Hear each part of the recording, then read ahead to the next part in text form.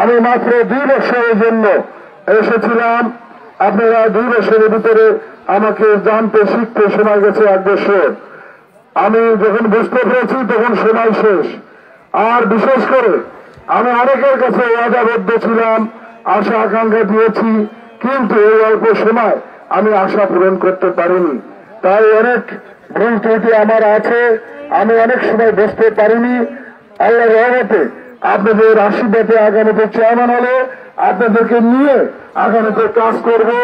আর যদি আমার কোনো ভুল ত্রুটি হয় আমাকে আপনারা ক্ষমা করে দিবেন, আমাকে ক্ষমা করে দিবেন আপনারা যদি আমার কোনো ভুল ত্রুটি হয়। আমি তো আপনাদের সন্তান ভাইয়ের মতো, এতে আমাকে আপনারা ক্ষমা করে আগামীতে আপনারা আনস মার্কায় আপনারা ভোট দেবেন।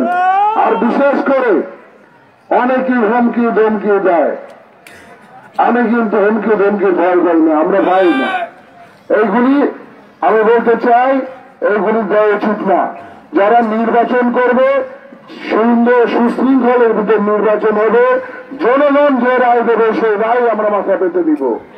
কিন্তু হুমকি ধমকি দিয়ে মাইরা কাইটা ফেলাবো বলে ভোট কিন্তু নেওয়া যায় না। ভোট কিন্তু এবার আপনার এইভাবে ভোট আপনারা নিতে পারবেন না, কারণ এবার প্রশাসন বলেন সবাই সজাগ।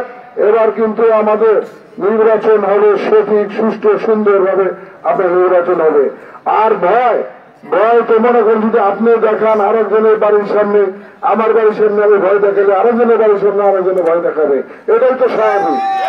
কিন্তু আজকে আমি বলতে চাই যে প্রতিটি ক্যান্ডিডেট আমরা যারা আছি তারা যেন আমরা সব মানুষের প্রতি সম্মান রেখে, শ্রদ্ধা রেখে, ভালোবাসা রেখে আমরা কাজ করব।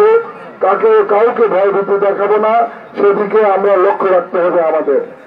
আর আপনারা যারা পাইকপাড়া বাসী আছেন, আমি যেহেতু আপনাদের এলাকার একজন কেন্দ্রীয় আছেন, আমি বলতে চাই আমি যদি যোগ্য হই, কেন্দ্রীয় কে কোথাকার এটা বড় কথা না, সবচেয়ে বড় কথা যোগ্য ব্যক্তিকে ভোট দিতে হবে। যে জনগণের জন্য সময় দেয় তাকে ভোট দিতে হবে। আমি আরেকটি কথা বলতে চাই, আমি রাজৌর উপজেলার প্রতিটি ইউনিয়নই তো আমার, আমি তো কাউকে ছোট করে কখনো দেখিনি।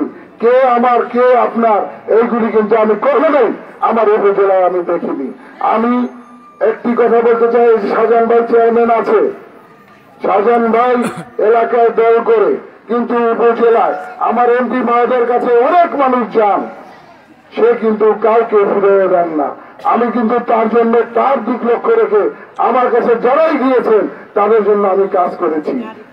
আমি বলতে চাই যে আমার সামনে নির্বাচন 8 তারিখে, এই নির্বাচনে আপনারা আনস মার্কায় ভোট দিয়ে আমাকে জয়যুক্ত করবেন এবং চেয়ারম্যান হলে আমি আপনাদের প্রতিটি কাজ, প্রতিটি যে উন্নয়ন আছে সেটা আপনাদের প্রতিটি মানুষ যারা চেয়ারম্যান আছে, মেম্বার আছে এবং এলাকার যারা মুরব্বী গণ্যমান্য ব্যক্তি বর্গ আছেন সবাইকে সমন্বয় করে আমরা উন্নয়নের কাজ করব, এই প্রত্যাশা দিয়ে সবাইকে ধন্যবাদ জানিয়ে আমার বক্তব্য শেষ করছি।